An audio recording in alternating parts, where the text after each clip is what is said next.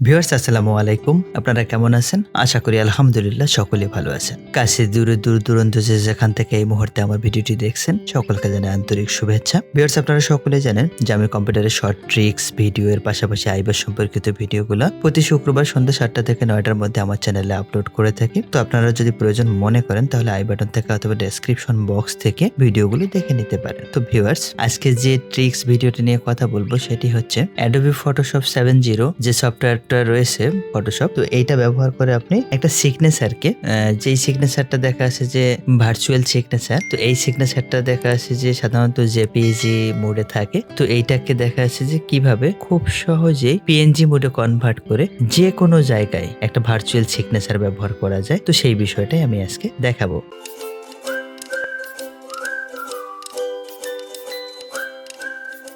Viewers আমার কাছে একটা সিগনেচার ছিল, তো সেটা আমি হচ্ছে ফটোশপে ওপেন করে নিলাম।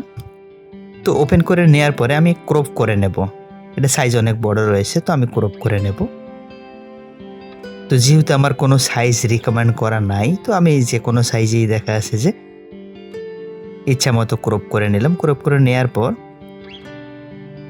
যে আমার লেয়ারটা রয়েছে, তো লেয়ারটাকে আমি কি করলাম আনলক করে নিলাম। দেন ওকে। তো ওকে করে নেয়ার পর ভিউয়ার্স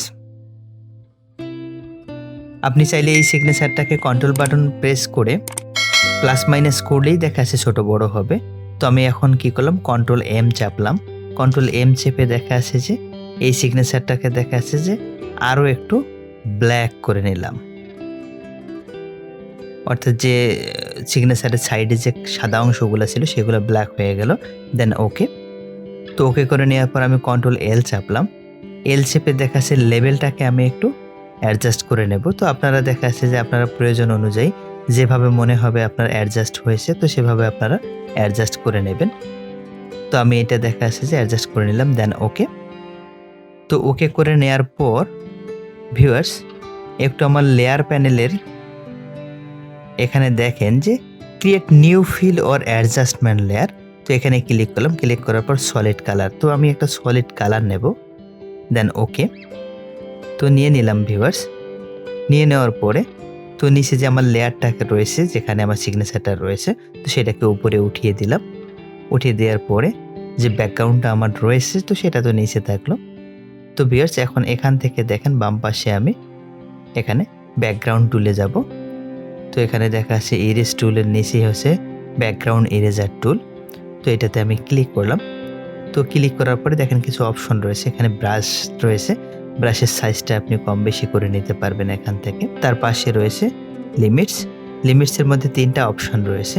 তো আপনি ডিসকন্টিজিউসটা সিলেক্ট করবেন। আর দেখা যাচ্ছে টলারেন্স এখানে আছে। টলারেন্সটা একটু দেখা যাচ্ছে যে ৪০ থেকে ৫০-এর মধ্যে রাখার চেষ্টা করবেন। তো ভিউয়ার্স তার পাশেই দেখা আছে যে স্যাম্পলিং আছে। এখানে ওয়ান্স করে দেবেন। তো এই দেখা আছে যে কনফিগারেশনটা ঠিক রেখে এখন আপনি দেখা আছে যে ব্যাকগ্রাউন্ডটা রিমুভ করে এখানে দেখা আছে ব্যাকগ্রাউন্ডটা যেটা রয়েছে আমার, তো সেখানে আমি লেয়ারে ক্লিক করলাম। ক্লিক করার পরে আমার এখানে দেখা আছে যে ব্যাকগ্রাউন্ড ইরেজের যে ইয়াটা রয়েছে আইকনটা সেটা শো করাচ্ছে। তো আপনারা চাইলে দেখা আছে যে এটা কন্ট্রোল বাটন চেপে ধরে থার্ড ব্র্যাকেট চাপলে এটা ছোট বড় করা যায়। তো এখান থেকে দেখা যাচ্ছে খুব সুন্দর করে আপনারা ব্যাকগ্রাউন্ডটা রিমুভ করে নেবেন। একটু সময় নিয়ে করবেন, দেখা যাচ্ছে কোনো অংশ জানি বাদ না যায়।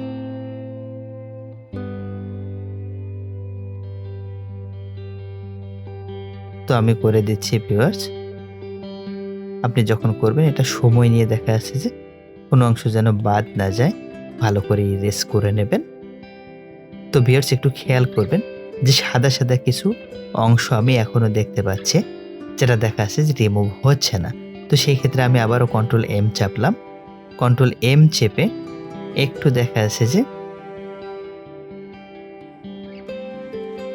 ব্ল্যাক অংশটা বাড়িয়ে দেব আমি।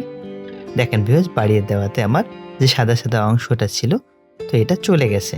তো আমি এখন লেয়ার প্যানেল থেকে এটাকে আমি কি করব ইনভিজিবল করে দেব।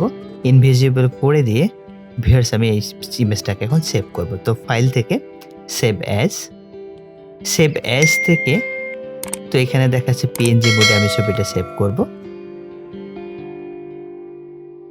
যেহেতু আমার ব্যাকগ্রাউন্ড আমি এখানে রিমুভ করে ফেলতেছি।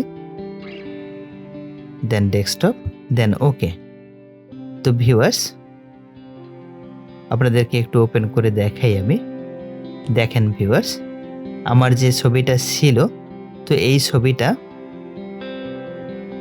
খুব সহজেই দেখা যাচ্ছে যে আমি এই প্রসেসটুকু করে যে ব্যাকগ্রাউন্ডটা রিমুভ করে ফেললাম।